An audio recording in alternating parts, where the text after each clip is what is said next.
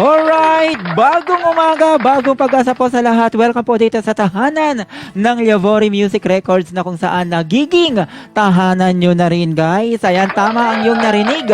Dahil mula Lunes hanggang Linggo ay talaga namang pinapapasok nyo po kami sa inyong mga tahanan para maghatid ng inspirasyon, motibasyon at pag-asa. Gaya na lamang sa awiting ating narinig mula sa tinig ng ating co-founder Liam Pangilinan na talaga namang niyakap natin ito araw-araw. Kaya naman palapakan po natin ang ating co-founder Liam Pangilinan. Magandang umaga, Sir Liam.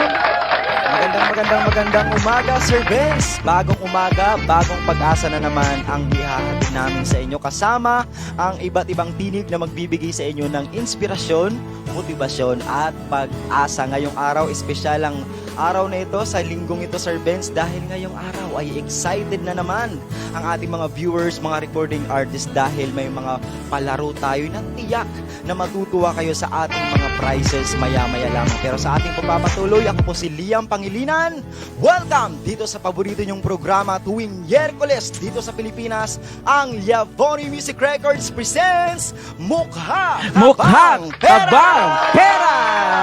Talaga naman, mukha kabang pera! Ayan, maya-maya po ay pagsasaluhan natin ang iba't ibang mga papremyo na ating hinanda ngayong araw. Pero pansamantala ay pakinggan muna natin, Sir Liam, ang isa sa mga pinagmamalaki nating station ID na kung saan nagbigay sa atin ng karangalan sa ibang bansa bilang Most Outstanding Composer of the Year. Kaya naman, salubungin nating yakapin ang tinig na nag-iisang Kirk Galindez.